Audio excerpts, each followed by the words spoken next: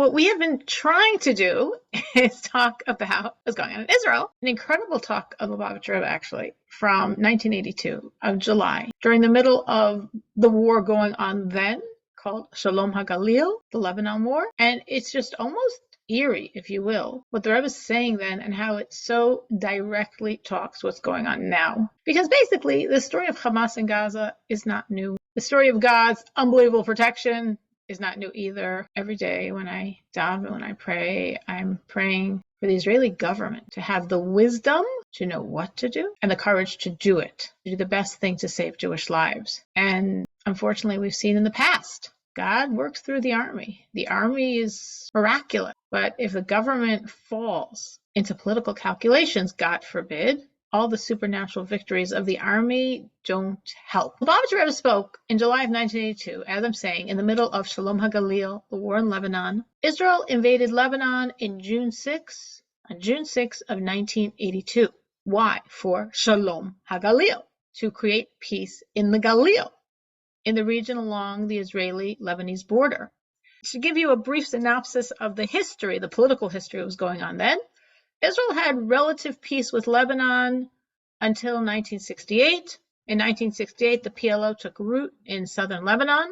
Why? Because that was a great place to jump and attack Israel, right by the northern boundary. And that was in 1968. In 1976, talking about 8 years later, Israel entered Lebanon to create a buffer zone, meaning it wasn't considered a war per se. It was like, we just need some protection here from the PLO, so we're going to take over a certain amount of space. It's not going to be Israeli space. It's going to be still Lebanese space. And what they basically tried to do was populate that space with Christian Lebanese people. There was, at that time, a sizable percentage of the Lebanese population was Christian, and the Christians were very at peace with Israel and wanted good relationships, and like they were perfect partners, perfect teammates. So the Israelis made this like buffer zone south of Lebanon between Israel and the Arabs and PLO in Lebanon to fill with Christians who were Lebanese, Arab Christians, and therefore were at peace with Israel and not in sync with the PLO. And that worked for 2 years, in 76, in 77, but in 78, the United Nations says, no, Israel, you have to leave. You're in a foreign country. You're invaded a foreign country. Not nice. We always have a double standard for Jews, so not nice. And don't worry, we're going to take over. We're going to make sure that this stays free of PLO and no problems with Israel. Well, of course, that's not exactly what happened, because as soon as Israel left, the PLO came back. And I mean, we already know, now with UNRWA and everything, we all understand exactly what this means. So as soon as Israel left and the UN stepped in, the PLO also stepped in, and we are going to have the terror attacks from southern Lebanon into northern Israel. Many skirmishes, attacks, reprisals. It kept on just going from 78, 79, 80, 81, 82. In June of 82, the Israeli ambassador to the United Kingdom was shot and seriously wounded by terrorists. Now, this was in London. And this was obviously coming from the terrorist organization at that time. The terrorist organization of the Arabs was the PLO. So Israel said, we're done. We had it. This is it. We can't just let the PLO flourish and flourish and flourish. We're not safe anywhere in the world. Here our ambassador is in London, and he's not safe because of these PLO in southern Lebanon. We have to destroy the PLO. Because it's not only that they're attacking us in the northern boundary, which is bad enough, but they're actually worldwide terror against Israel and against. So on June 6th, this was in June, right away, June 6th, Israel attacked Lebanon. The goal was destroy the PLO, get the Syrians out, because the Syrian government had sent many troops to support the PLO in Lebanon, and install as the head of the government this Christian Lebanese party, one of the parties in Lebanon that was run by the Christians, which again, the Christians were, natural allies with the Jewish people. And what was going on in that war is exactly what's going on now. Meaning, just like now, the terrorists were entrenched within the civilian population. Just like now, the terrorists used civilians as human shields. Just like now, in every refugee camp, they had bunkers, they had trenches, they had firing positions. They didn't have tunnels, but it was still very, very, very difficult. They invaded June 6th. By June 14th, with complete miracles, this is June 14th, 1982, Israel is right on the outskirts of Beirut. Beirut is the capital. We get the capital. We, in a sense, have the whole country at this point. And then, this was, of course, the fatal mistake that the Rebbe is talking about in this talk. The government decided not to capture Beirut. And the government made a lot of claims, like it's going to be so difficult and such a loss of life. And there's 30,000 Syrian soldiers. But in essence, they, for whatever political considerations they had, like we don't want to shake up the world too much. We don't want to do anything that's going to get anyone too upset at us. So we are not going to conquer Beirut. So what did they do? They just stayed outside, besieging the city and bombing the PLO targets. They tried to assassinate the leaders, and they were doing this throughout the rest of June, throughout July, and going into August. And then in August, unfortunately, again, mistake upon mistake, the government agreed that the 14,000 members remaining of the PLO and 6,500 of another terrorist organization called Fatah, they'll leave Lebanon. So now we could say, oh, Lebanon is clean of terrorists because we got rid of them all. No, you didn't get rid of them all. You didn't kill them. That's how you get rid of terrorists. What happened? So these 20,500 terrorists established themselves in Tunisia. They made there the new headquarters for the PLO, and they continued. And then, of course, how long did the IDF stay in Lebanon? Eventually they left. And as soon as they left, there was all these small, very, very radical Islamic groups that sprung up, one here, one here, one here. And eventually, of course, they consolidated, as we know them today, into Hezbollah.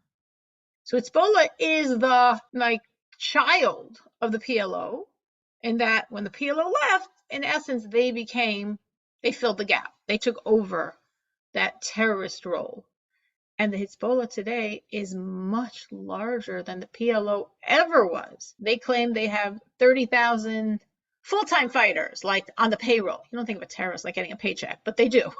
30,000 full-time fighters on the payroll, and between 100 and 120,000 volunteers, which means roughly they're claiming they have 150,000 fighters. That's the history.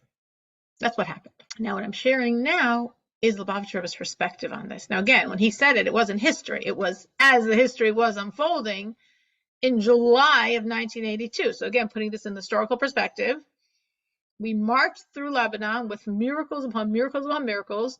We've been besieging Beirut for weeks. Nothing's happening. We are not destroying the PLO because we're not willing to enter Beirut for whatever political considerations of who's going to get upset at us. And nothing's happening. And we still have this large terrorist organization, which was the whole reason we went in, and nothing's happening.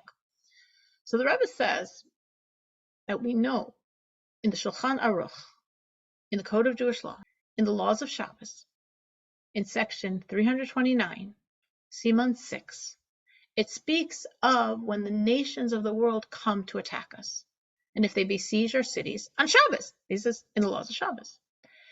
And we're told, there it's written down, halacha, Jewish law. If they're coming for money, don't desecrate the Shabbos, give them the money. If they're coming to kill you, desecrate the Shabbos to save your life. If they're coming stam and you don't know, maybe it's to kill you, maybe it's for money. Well, if you don't know, then assume it might be to kill you and go out and fight. And even if they didn't come yet, you could say, well, why should I go out now? It's the Shabbos. Till they get here, it might already be Matzah Shabbos. Why should I go out now and desecrate the Shabbos? No. If they're coming, maybe to kill you, you don't know why they're coming, then you desecrate the Shabbos and kill them. And if they haven't come yet and you know about it, go out. Do a preemptive strike. Go and attack them. You don't know if they're coming to kill us. You know they're attacking. You're not sure why. You could assume they're coming to kill you and desecrate the Shabbos, and don't wait for them to get to you. Go and kill them first. That's in general. But then the halacha continues. If the city that they're attacking is a border city, even if they are not coming to kill, you know that. They are coming only for money. And they really want small change. They are coming for kash, the teven. They're coming for straw, the cheapest thing possible. desecrate the Shabbos because maybe they're going to conquer the city. And once they conquer the city, they can conquer the whole land. They can conquer the whole country. What's very important to understand with this halacha is actually based, of course, on a Gemara. And the Gemara was talking about Naharda in Bavel. The Gemara was not talking about a city in Israel. It's talking about Naharda in Bavel. But it was a Jewish city on the border. And if the Goyim come on Shabbos, even just for the small change, we desecrate the Shabbos because it's a border city. And if they capture the city, they can capture the country. And of course, in Israel, every city is a border city because it's such a tiny, tiny land. Israel is so tiny, so narrow. Once they could, God forbid, never, but if they would get a foothold, well, this is exactly what happened. We actually gave them a foothold because, of course, as I'm sure everyone here knows, we gifted them with Gaza. It wasn't like their land. It was ours. We drove out 10,000 Jewish settlers that had made Gaza beautiful, and we gifted them with Gaza. As if, so to speak, says, let's make an experiment. Let's see. If we give you a beautiful land that we worked and made into a garden, what's going to happen? And we see exactly what happened. They destroyed it. They made it into the slum, and they used it as the base to try to destroy the rest of the land of Israel. Exactly like this halacha is saying. Once they get a border city, Gaza, they're going to try to get the whole country. That's why they can shoot their rockets, their missiles at us, because they're already in Gaza, they're already in our land. And now they can reach to wherever they want in Israel. It's a very, very small country. You know, it's not like, oh, we're going to give them the land and then they'll be satisfied, then they'll be happy, then we'll all be friends. No. Now they have an opportunity to shoot rockets and destroy and conquer the entire land of Israel. And as they hope, drive 10 million people into the sea. So the Rebbe said in 1982 about the war in Lebanon, we need to complete the war. The goal is to remove the danger to our security, to the security of every Jew in the land of Israel. And just like now, so was then. People try to make it isolate the issue and say, oh, Gaza, it's just, affecting the people in the South. We don't care about the people in the South. So, Lebanon, PLO, it's just affecting the people in the North. We don't care about the people in the North. People always try to do that. There says, no. This isn't just security in the North. This is security in the South and in the East and in the West. This is security in the entire land. We should be able to live without fear in our land. But if you fight and you leave in the middle without finishing the job, like the verse says in describing this idea, those that you leave will be thorns in your eyes and thorns in your side. Now, who's telling us this? The army. The army, they're the experts in security. If we're thinking about security, if we're not thinking about politics, it's very simple. Finish the job. Completely destroy the PLO. To completely take over Lebanon. When we're talking about security, we follow the experts. Just like in medicine, follow the doctors. In security, follow the army. And what happens sometimes is that people get tired of war. They want it to end, even though the job wasn't finished. And that, of course, is what we are praying now very strongly, that the people of Israel, that unfortunately some of them are also saying we're tired and what's the point? Well, what do you mean what's the point? If you don't destroy Hamas completely, they're coming back at you. They said this publicly. I'm sure we've all seen videotapes of them saying we're going to do it again, and we're going to do it again, and we're going to do it again. People are like, Nimas, they're tired. They don't want to have this day after day, 4 months of war. They were saying, if you don't finish the job, which in our case means if you don't destroy Hamas completely, no matter how long it takes, no matter how much the world screams, what was the point in all the lives lost? What was the point in all the suffering until now, and all the casualties until now, in the 288 some soldiers that died and the 1,300 plus that were wounded? What was the point if not to completely eradicate.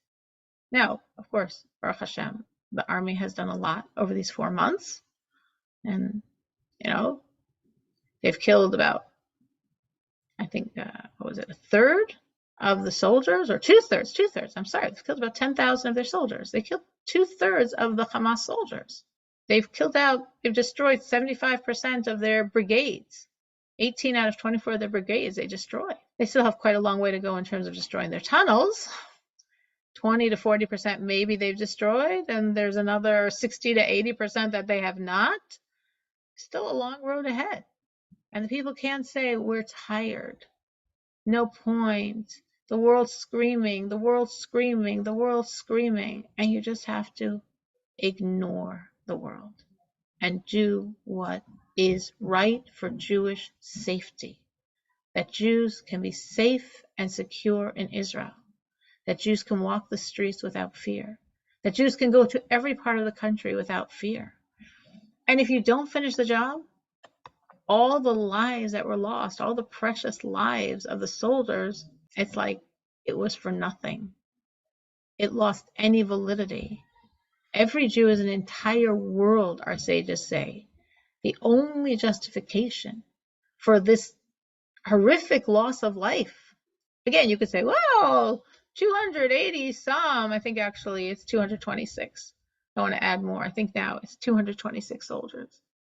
226 soldiers is 226 worlds.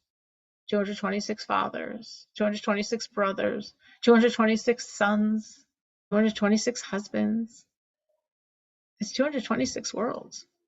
The only justification for those lives is to secure the safety of the Jewish people in Israel. That is the only thing that justifies all these lives lost, because of all the future lives that will not be lost. So in other words, if you don't finish the job, you really didn't do anything meaningful. You didn't do anything meaningful to protect Jewish lives. So it's just tragedy.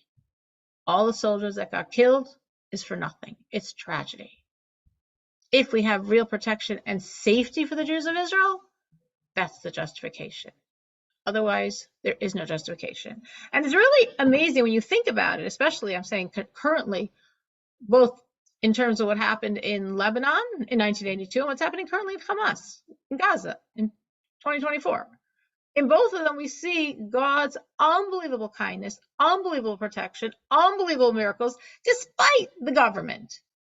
Then in Lebanon, what the army calculated would take 2 days, took them less than 1. The army declared this is the hand of God. There was no way it made any sense. There was no way it was natural. And the same thing is happening now. The army calculated, before they started invading, that every day 12 soldiers would die. It's just a very hard battle within a civilian population. It's the hardest terrain. America did it in Iraq and Afghanistan, and it was like a really bad situation, as we know. Guess what? We're 120 days into this war. And tragically, 226 soldiers died. That's very tragic, but it's very miraculous. Because based on the IDF's calculation, at this point, God forbid, it should be 1,440 soldiers. Again, it does not take away the tragedy. It does not take away the tragedy for those 226 worlds and all the people whose lives are affected because of their loss. But imagine if that number was 1,440. And again, the terrain, the war in Lebanon and the war in Gaza, the same terrain. Overcrowded areas with lots and lots of civilians, with soldiers that just melt into the civilian population. The hardest terrain. So the victories that the army was gifted with by God in Lebanon, and the victories that army has been gifted with now in Gaza in 2024, they're miraculous. And several times in Lebanon, as the Rebbe shares, literally, when the Arabs saw the soldiers coming, they just ran away. They just scattered in all directions. Just like the Pasuk said, the soldiers didn't even need to use their weapons because God was showering them with such miracles. It wasn't only in 67. It wasn't only in 73. Also here in 1982, God showered his miracles. So the Rebbe says, if God did all this, if God gave so many miracles, obviously it was for us to finish off the job, to follow the experts in security. The best way to guarantee safety, destroy the enemy. And unfortunately, that's not what they did. And they let the enemy leave. They allowed. It wasn't like some massive trick. It wasn't like somehow we got fooled. The Israeli government allowed the enemy to leave to Tunis, regroup, and continue terrorizing. And to the degree that today people say, oh, the PLO, they're not so extreme. They're not Hamas. They're not Hezbollah. I don't know if you know this. The PLO pays every single person. Again, this is like on the payroll. A person sitting in prison in Israel, the PLO pays them a monthly salary for their family. This person was a terrorist who died. He was killed. He self-destructed. The PLO gives a sum of money to their family. You're on the PLO's books. Well, you're from Hamas. You're from Hezbollah. Why are you on the PLO's groups? Why is the PLO paying you a salary besides whatever Hamas is giving you, besides whatever Hezbollah is giving you? The PLO is like, wait, we're the grandfather of all terrorists. We take care of our own. We pay the salary of all these people. So PLO, Hamas, Hezbollah, Iraq, it's all the same situation. It's all the same situation. And that is what we want to make sure doesn't happen now, which is why we're discussing this. What was it? Who am I, like as we say, preaching to the choir? What's the point of this class? Because when we learn these concepts, this is Torah, this is truth. And as we think about these concepts and learn these concepts and reinforce within ourselves these concepts, that creates a spiritual energy. That creates a spiritual power that it should not happen again. We do not want this to happen again. We do not want to give safe passage to terrorists. We do not want to stop in the middle. Hamas guaranteed they're going to do October 7th again many times. We can't let them exist to have the opportunity. Aliza? Okay, so everything you're saying is, yes, preaching to the choir, I guess, so to speak. But my question is, so what can we actually do? Because when you started off, you said that you constantly daven for the Israeli government to have the wisdom to do the right thing. We can daven. We know that the IDF soldiers themselves, from those that are fallen, where those letters are read and shared, where those that fell right away on Simchas Torah in the next number of days, they hadn't had time to write letters. All of the Chayalim who unfortunately have become Kadashim, their letters all clearly state if they're taken, no terror should be traded for them alive or dead, that everyone should finish the war, that their life should have meant something. So all of the Chayalim are saying exactly what you're saying, whether they were from or not from at the time that they wrote the letter. And we're davening. What else do we do in order to create that energy for the Israeli government to stop waffling and go according to halacha? Our bitachon, our trust, our belief. Yes, I was going to mention exactly what Aliza just said. It is unbelievable. And the more you're into what's going on, and unfortunately for some people, it's been going on for 4 months, so it's not on their front burner, which of course is understandable and tragic at the same time. But the more you're into it, exactly as Aliza said, the soldiers have the best morale of anyone in Israel right now. The soldiers are committed because they know they're going to finish this job. They know they're going to destroy Hamas. When you know you're finishing the job, you have high energy. You have belief in what you're doing. You're motivated. You're driven, just like, we always speak, of course, how Mashiach's coming now, and we just have to finish the job. So if we know we just have to finish the job, well, for 5,784 years, the Jewish people or the world has been going towards this goal, and we're at the end and we're just finishing it. So we can have high focus and high energy. The soldiers in Israel, we're going to finish it. We already killed 10,000 of these terrorists. We already destroyed 75% of their brigades. We're going to finish the job. We will get their leaders. We will destroy all the rest of the tunnels. We will completely destroy Hamas. So Aliza is absolutely right. The soldiers are completely invested. They get it. The soldiers are saying, don't trade my body. I don't want any more terrorists to get freed for my sake. And what can we do? Daven, Tehillim, Tehillim, davening, staka. I'm sure we all daven and Tehillim and staka. I'm not saying any innovative things. And the point of what we're doing tonight, reinforce our inner trust and commitment and conviction. You could say, well, what does that do? You're in New York. Most of you actually are in New York. Some of us are in Chicago. We're in New York. We're in Chicago. We have a lot of commitment. We have a lot of conviction. We have a lot of confidence. What does that have to do with anything? Any of us, have a red phone to Netanyahu? Like, what does that do with anything? Because the Jewish people are one organism.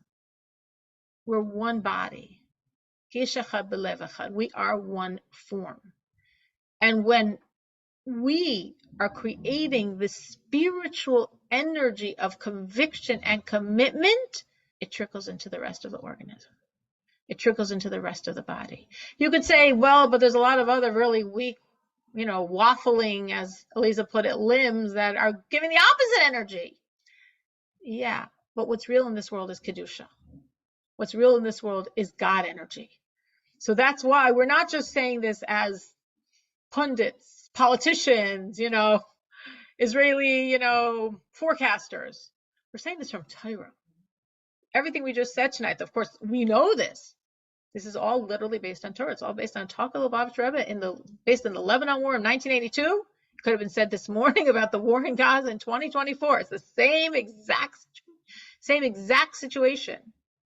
So when we're anchoring ourselves in Torah and have such bitachon, such trust, such conviction, such commitment to the principles of Torah, that energy should flood the organism of Klal Yisrael, should flood this mass of the Jewish people, and should make a difference. So every day I daven, for the safety of the return of the hostages and the safety of every soldier and the safety of every Jew in Israel and the safety of every Jew in the world. I have another things on my list, but so strongly that the government of Israel should have the wisdom to know what to do and the courage to do it. And I say to God, I don't know if he's listening, but I keep telling him, I don't care if they're not so wise and not so courageous. Our prayers can help. Our prayers can make them wise. Our prayers can stiffen their backbone and make them courageous. So our conviction, besides our prayers, besides our psalm, besides our charity, our bitachon, our trust, our conviction, our commitment, that creates a spiritual force that will make the difference. And I believe it has until now. Because if you look historically at all the wars, unfortunately, Israel again and again and again crumbled. And we are not going to let that happen this time. That is the historical precedent in 67, in 73, in 82, in 84. And he said, no, it can't happen. No, we're done. We can't have another October 7th. We can't. We're not going to let. And how we don't let is with this absolute strength of godliness, of Torah, of trust, that we're finishing the job. Now, I was actually thinking when I was learning this talk that it's very interesting because here's the Lubavitcher Rebbe, right? Here's world Jewry. And he's saying this so strongly. And even on the political level, he had the ear of the Israeli government. All of the people, of course, in the army, well, everybody in the army agreed with him, but even the politicians, he so many times would consult with the Rebbe.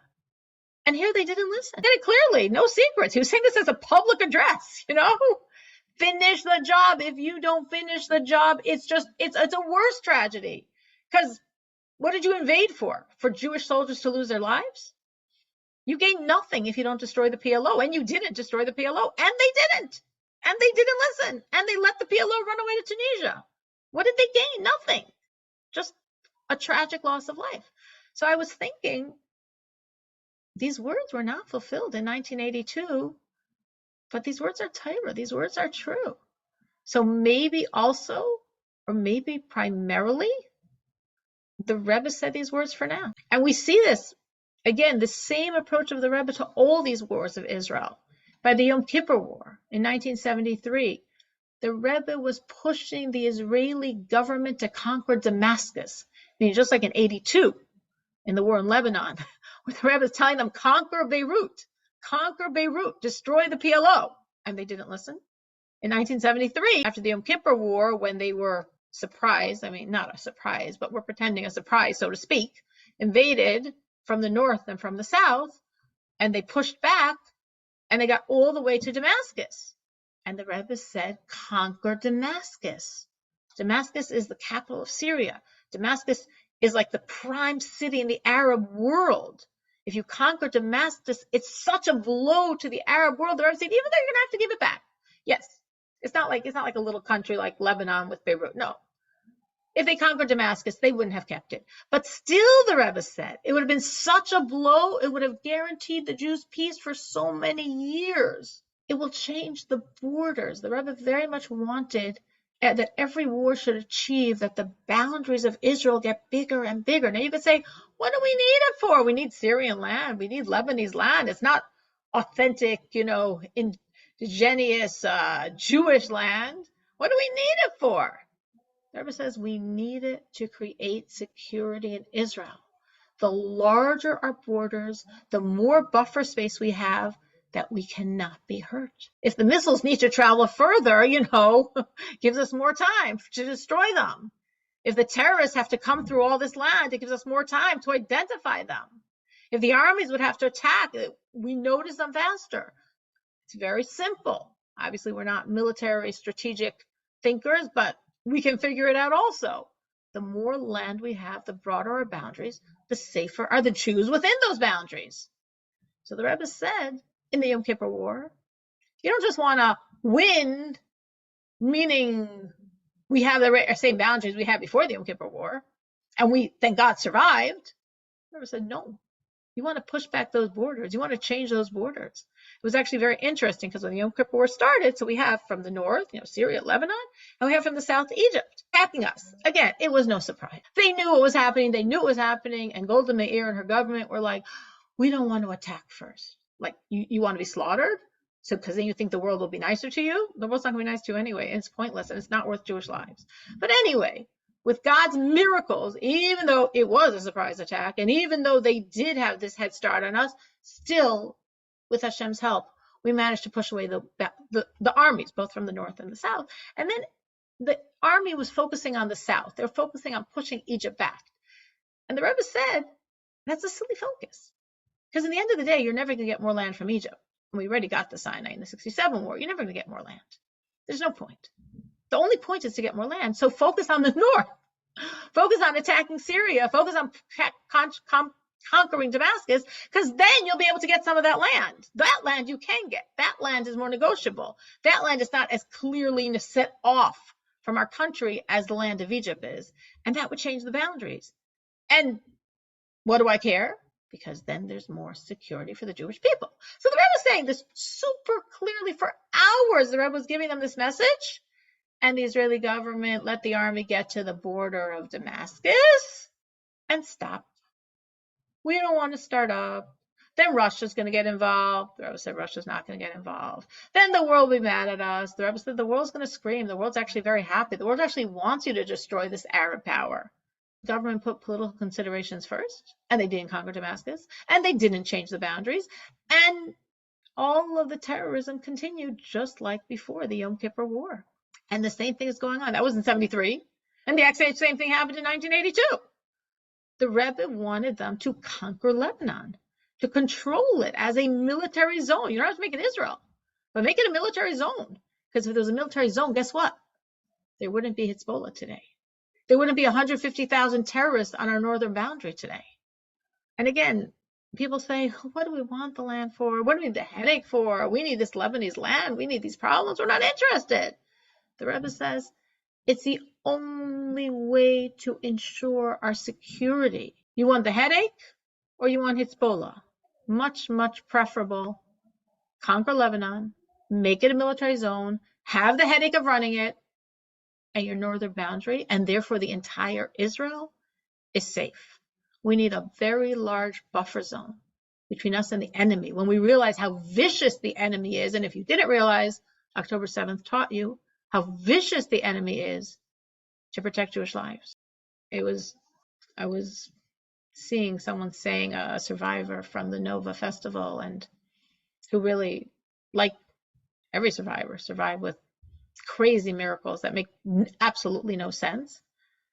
And some of the survivors recognize that and then somehow continue to live more or less as before, maybe a little different. And some of the survivors, like this one, completely turned around their lives and became absolutely, completely religious from that obviously very transformative experience. So this was one of those. And he was saying, and it was so intense, as he was saying on October 7th, when he had, through miracle after miracle after miracle, reached safety. So of course, once you recover, you open your phone and start asking where your friends are. This one was murdered, and this one's hostage, and this woman was abused, and this one was murdered, and this one's hostage, and this woman was abused. And that was like every person he asked about. It's like, we don't want that to happen again. We can't have that happen again. And that's why we need this very clear, absolute, total victory, that there's no possibility for it to happen again. The Rebbe in this talk was very much focusing on the miracles that God did to allow the army to so easily and quickly conquer Lebanon in 1982. The Rebbe says, just as, of course, we see now in Gaza. And the Rebbe says, why did God make all these miracles? To complete the job, to save Jewish lives.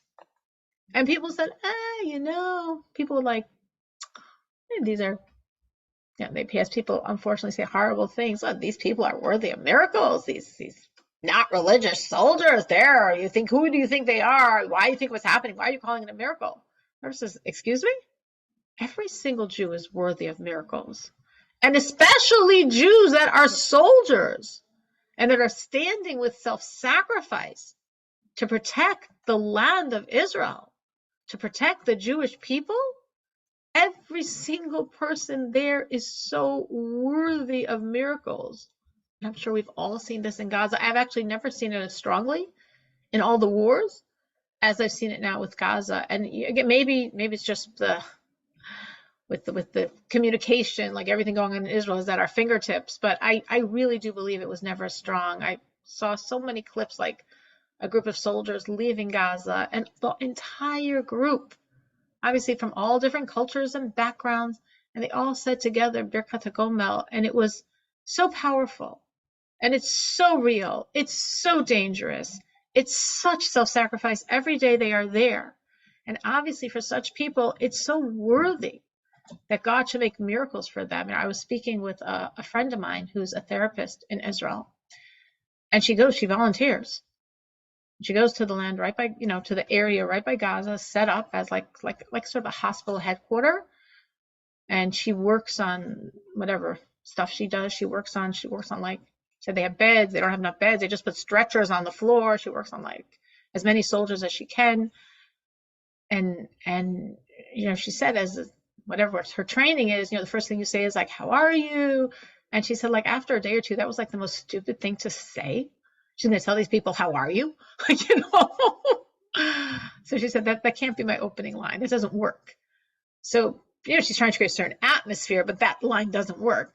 So she switched it. And now what she says to every soldier as she starts working on him is, tell me, what miracles have you seen? And she said that opening line works.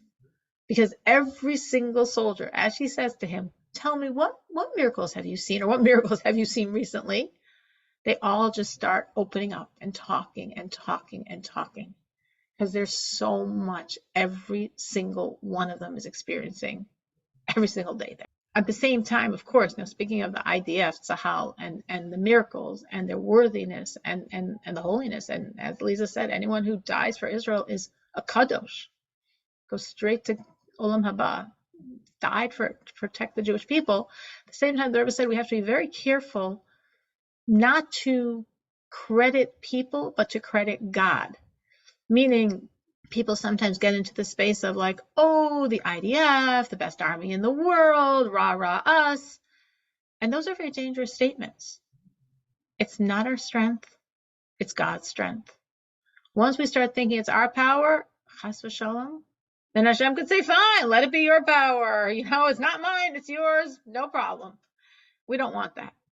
And that's what happened, I remember, after Entebbe, which again, wow, Entebbe, what a credit to the IDF. Unbelievable. The American government, with all their resources and all their finances, and had a half a year to plan the attack and failed miserably. And We pushed it off in like a day or two, like, whoa, us. There's like shirts they printed afterwards, like Kol Hakavod Sahal, like, rah, rah, us. And those are very dangerous slogans. It's not Kol Hakavod Sahal. It's Kol Hakavod Hashem. That's why Entebbe worked. That's why there were the miracles in Lebanon. That's why there was a miracle in the Yom Kippur War. That's why there's a miracle in the 60 War. That's why there's the miracles in the War of Independence. That's why there's the miracles now in Gaza. Every single war of Israel is a war of miracles. Kol Hakavod Hashem. That's what's happening. There's, when you read it, there's obviously the miracles we know. There's obviously the miracles we don't know.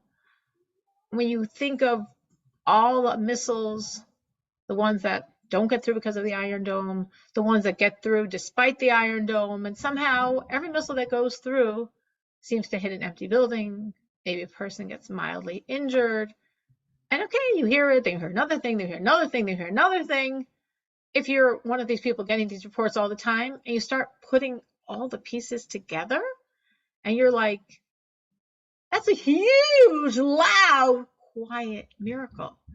Again, it hit an empty building. Again, it fell on empty land. Again, it hit and nobody was hurt. Again and again and again. How is that happening? Israel is the safest place in the world. Hashem's eyes are constantly on it. Hashem is, when we say, Hashem, where are you? He says, I'm right here. Look, look, look. I'm right here taking care. And a lot of times, there are the miracles we know of. There's the miracles we know of, the miracles that we don't know of, because we're not privy to. There's many, many things that happen that we are shown, and far, far, far more that are kept away from our eyes. In 1982, in the Rebbe's talk, focusing on Lebanon, the Rebbe said, besides all the military miracles, and maybe more significant than the military miracles, were tremendous political miracles. Things that happened that God put in place to give Israel the backbone to finish off the job, which they didn't do. But tremendous, crazy miracles, the Rebbe says. Miracles. And the Rebbe gives example after example of political miracles. Now, obviously, if we're looking at the world today, we have to understand what are the political miracles going on. But there's a lot that's obvious enough even for us. Obviously, there's probably more that we're not aware of. But I mean, even looking at Biden's overall support of Israel, despite being a Democrat, despite the fact that many of his voters are very against it, that's pretty miraculous. How Democrats and Republicans, even though this country is so split on political lines, on party lines, but people from both parties are shutting down anti-Semitism. What happened with the universities, that's pretty miraculous. I still think the CNN support of Israel is unbelievable. It doesn't even make sense to me. It doesn't make any sense to me that those two university presidents had to resign. I mean, again and again and again. There's many things that when we see them, like we say, okay, and then something else, okay, and then something else, okay. But then if you just put all the pieces together in front of your eyes and you're like, are you thinking this is normal? Are you thinking Biden and CNN and the whole anti-Semitism situation and what happened in Harvard and Penn? Do you really think that's all normal? Well, of course. Well, not really, not in our world. It's a lot of miracles besides what's going on the battleground, but sometimes more important. Because sometimes that war of political pressure, public opinion, finances, all of those wars also very, very much impact the government, and based on that, what's going to happen, what's going to be allowed to happen in the battlefield. So in 82, the Rebbe pointed out, during the war, the president of America during that war was Reagan. So here's this war going on that Reagan officially is saying should stop, should stop, should stop. It's no innovation now. That's what the world always tells us. Suddenly, for some reason, just for the Jewish people, the world always feels they have a right to get involved and tell us to stop defending ourselves. So Reagan, oddly enough, in the middle of this war, he goes on vacation for 10 days.